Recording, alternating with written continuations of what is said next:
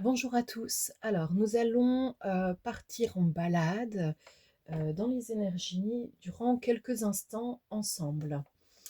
Nous allons démarrer avec un jeu qui est l'oracle de Béline, revisité par Gabriel Sanchez. Le Béline, quand on va chercher dans les oracles et les tarots, a la réputation d'être, du moins pour le premier qui avait été créé, d'être assez rude euh, dans son énergie. Alors, à ce propos, aujourd'hui, pour ma part, et bien que ressentant de façon très fluide et très fine les énergies, je ne lui trouve pas une énergie rude. Il y a une énergie de bonté qui a mis en place cet oracle. En revanche, les mots employés sont sans équivoque et parfois sont un peu rudes pour notre époque. Pour certains, on ne les emploie plus du tout dans la langue française, hein, depuis au moins, je dirais peut-être quand même une vingtaine d'années, ce qui fait qu'ils peuvent apparaître parfois comme un choc de les entendre à nouveau, parce que cela renvoie à d'autres époques. Donc finalement, l'oracle Béline est assez sympa, je trouve, pour travailler sur le transgénérationnel et aller regarder un peu ce qui se passe au niveau du transgénérationnel et regarder ce qui bloque. Nous avons une première carte qui arrive et qui s'appelle le départ. Elle est arrivée à l'envers. Une carte à l'envers dans ce type de session, de jeu, c'est simplement en fait que soit c'est retardé, soit ça n'arrive pas. On l'espère. En fait, c'est une interprétation à prendre dans un contexte. Soit un contexte de cartes, si vous lisez les choses de cette façon, soit dans un contexte subtil, énergétique, si vous êtes ouverte sur les plans subtils et que vous pouvez donc être en communication dans des espaces qui sont entre terre et ciel. Donc ici, on a une carte qui peut aussi nous dire qu'il y a eu un mauvais départ. Pour certains, c'est l'expression qui va résonner ainsi. Ici, j'ai l'union. Alors, pour ceux qui entraient en résonance avec l'idée du mauvais départ, c'est sur une union. Une union de cœur, mais ça peut être aussi une union euh, au sens professionnel, au sens activité. D'accord? Pour ceux qui ne travailleraient pas, une union dans une activité, ça peut être par exemple l'associatif, un club, je ne sais pas quoi. Ok.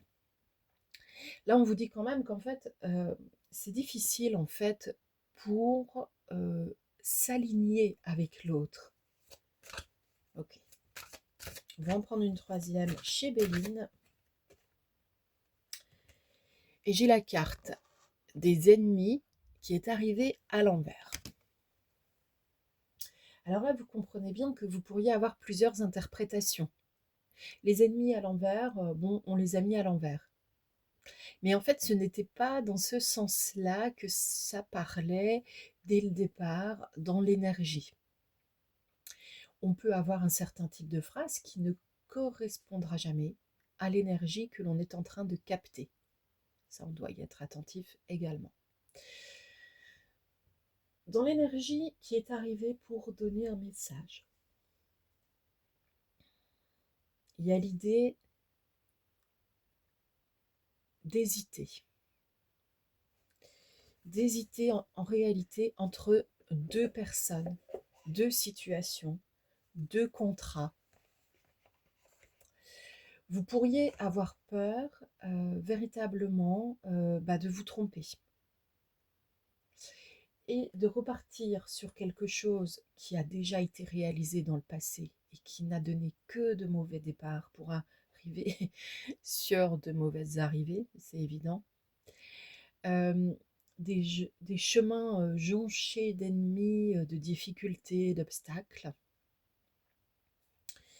Et nous allons donc explorer un peu plus loin, tout cela parce que, ça peut, quand même être bloquant, c'est bien évident. À partir du moment où vous ressentez une peur sur quelque sujet que ce soit, il est, il est assez clair que cela ne vous donne pas le plein potentiel de la réussite.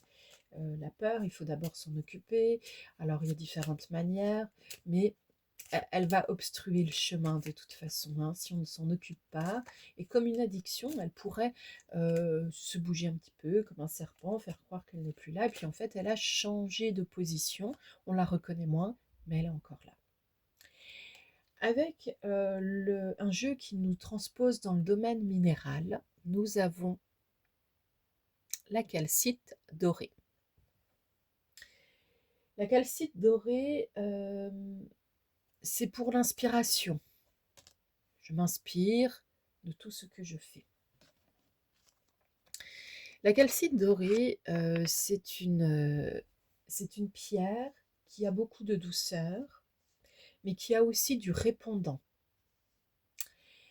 Alors, je vais le préciser encore pendant un certain temps, très rapidement dans chacune de mes vidéos. Pour ma part, je ne suis pas pour l'accumulation de petites pierres, de petits cristaux dans une maison, sur un bras, etc. Je suis pour la connexion en direct aux besoins, quand cela est permis, avec le monde minéral.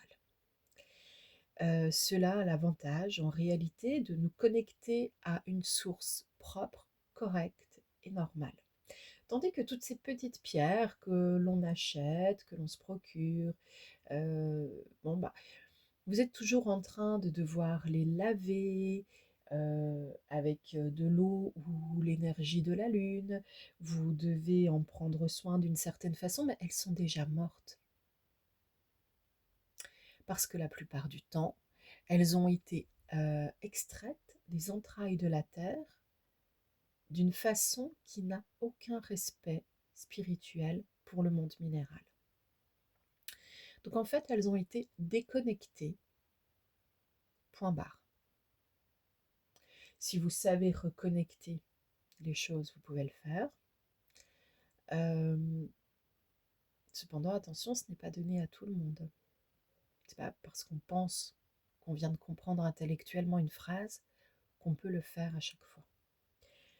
Le monde minéral demande beaucoup d'humilité. Donc ici, la calcite dorée vous parle de l'inspiration. L'inspiration, c'est quoi? C'est aussi être dans l'espoir et la respiration.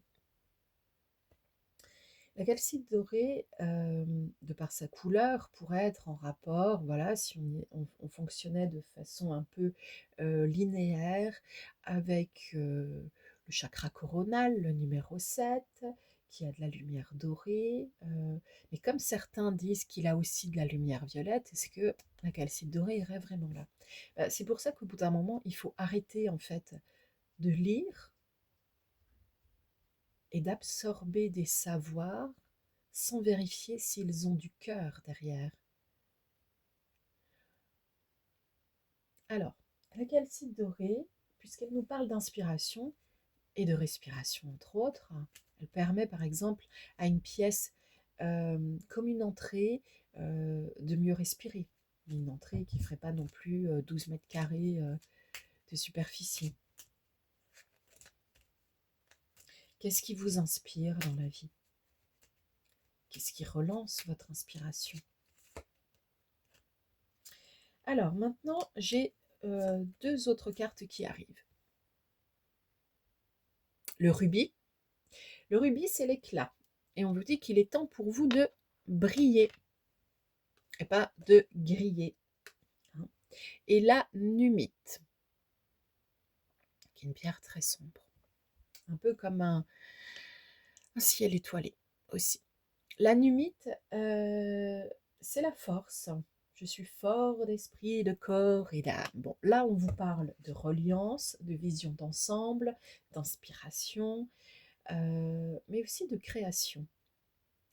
Le rubis, c'est une pierre importante dans les cycles de création. La calcite, la calcite dorée, elle, par exemple, pourrait convenir au chakra secondaire des genoux pour se remettre en marche et puis fluidifier un peu les éventuelles rigidités. Retrouver son inspiration, se remettre en mouvement. Le rubis, lui, va fluidifier tout le système sanguin pour le rendre à un niveau équilibré et correct. Mais il va aussi donner du cœur à votre matière. Et en donnant du cœur à votre matière, eh bien, il nourrit l'inspiration. La numite, elle, numite, et pas anumite, elle va donner de l'extension verticale à vos désirs et vos pensées. Donc ces trois couleurs, ces trois représentants du monde minéral sont là pour vous dire que, en effet, si vous réfléchissez à être dans l'union, l'union c'est l'union vis-à-vis de soi-même, c'est l'union sentimentale, c'est être plus dans l'accord que dans le désaccord, c'est se retrouver dans des endroits qui font du bien et ainsi de suite, ok? Donc si vous voulez vous retrouver en fait dans un système ainsi décrit pour votre existence, c'est à vous, avec force et courage, de faire le choix maintenant et d'arrêter de poser votre attention sur ce qui est ennemi, obstacle, obstruction et compagnie, parce que sinon vous nourrissez ce sujet-là, au lieu d'aller nourrir avec l'énergie du rubis, la douceur et la force de la vie. En quelques mots, tout à l'heure, j'ai laissé entendre que la place d'une pierre ou d'un cristal pouvait être difficile à trouver en rapport avec le corps physique humain et les chakras. D'une part, il est grand temps d'arrêter de considérer qu'il y a 7 chakras principaux. Depuis pratiquement maintenant quinzaine, vingtaine d'années, c'est documenté partout. On est plutôt sur une quinzaine de chakras principaux. Et si vous parlez à vos 7 chakras principaux, c'est comme si vous étiez un chirurgien du XVIe siècle qui parle avec un neurochirurgien de 2026. Je vous laisse juger de l'écart. Alors la difficulté, par exemple, pour ceux qui font du yoga, du reiki, du tai chi, c'est que très probablement on ne vous parle pas encore de la quinzaine de chakras principaux. Cela ne vous empêche pas d'aller chercher les informations et de vous laisser inspirer par ce qui vous concerne. Là, on vous apprend aussi à vous détourner des maîtres qui ne donnent pas assez d'informations correctes pour votre évolution.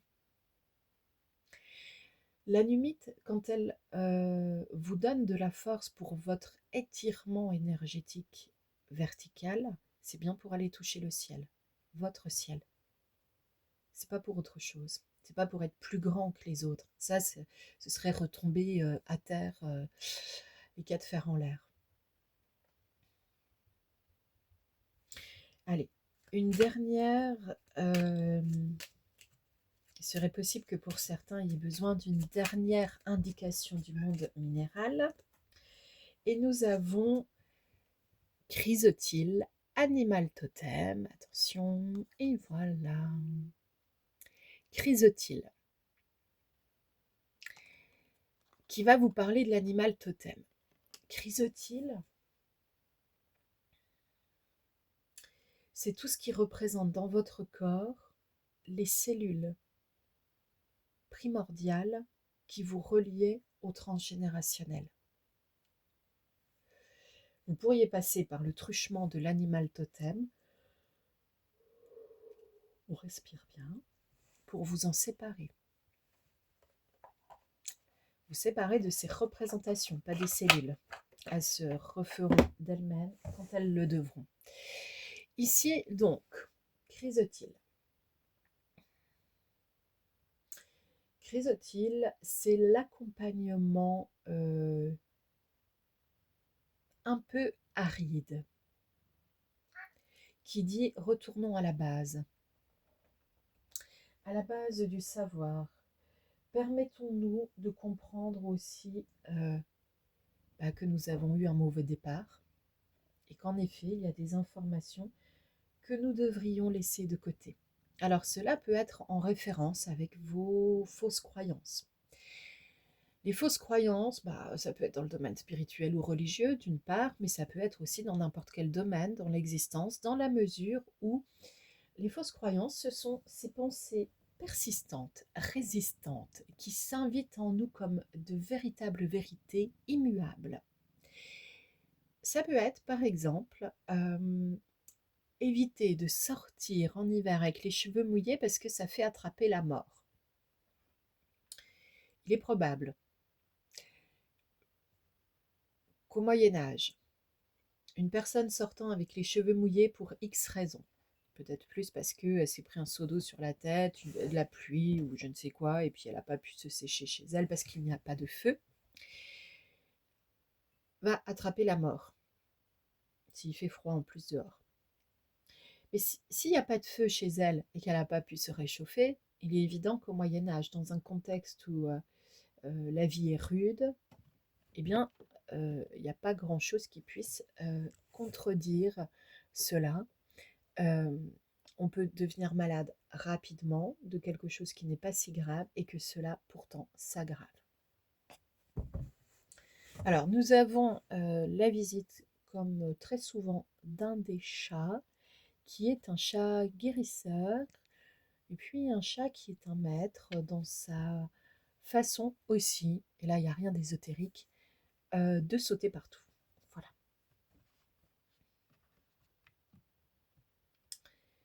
Sur les fausses croyances, il est toujours bon d'aller faire du vide, du tri, et puis de se demander à quoi elles nous servent.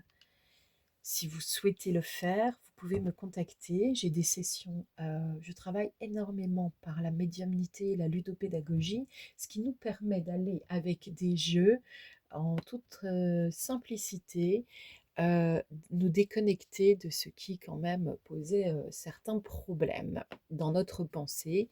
Et puis si on y allait de façon frontale, on aurait de la résistance en soi, ça ne fonctionnerait pas. Je vous présente ici le dernier livre qui a été publié, Interprète entre terre et ciel. Vous le trouverez en librairie en ligne chez bod.fr. Là où il a été publié. C'est un livre qui expose une certaine philosophie de vie, qui peut parler de la médiumnité, qui vous donne aussi quelques exercices, qui vous offre quelques exercices pour nettoyer votre corps d'eau.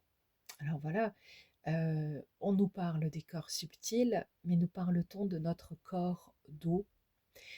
Nous sommes un être composé à, on va dire, en moyenne 70-75% d'eau. Cela veut dire qu'il y a une symphonie et une synchronicité certaine entre toutes ces cellules qui fonctionnent avec de l'eau. Et il y a une enveloppe subtile, énergétique, qui répond à cela et qui peut résoudre certaines choses. C'est le corps d'eau. Pour la question sur le transgénérationnel, parfois il n'a pas besoin d'aller remuer ciel et terre pour nommer avec des mots forts des histoires dont on va parler et qui font fait divers. Là, simplement avec les émotions qui ont pu être touchées, les mots qui ont été dits et les messages du monde minéral, le travail sur le transgénérationnel pour favoriser favoriser ce qui entre dans le terme de l'union c'est en cours. Allez, c'est en cours. Tout ce qui favorise la bonne entrée du bon pied dans le domaine de l'union et tout ce qui favorise aussi le fait de sortir des mauvaises unions se met en cours.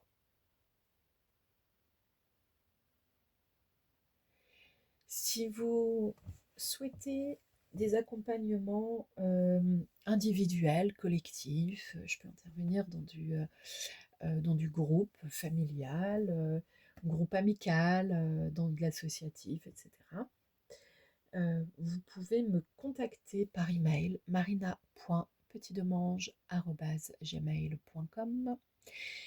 Je n'ai pas écrit un livre, mais une douzaine de livres. En cherchant Marina Petit Demange, notamment chez BOD et sur Amazon, vous allez trouver l'ensemble de mes livres. Il y en a un qui a eu un destin particulier, qui a d'abord été en auto-édition, puis qui a été repéré et accepté par une maison d'édition. Et puis finalement, je l'ai récupéré avec moi dans mon énergie et qui est de nouveau en auto-édition. Je vous laisse découvrir lesquels. À bientôt, au revoir.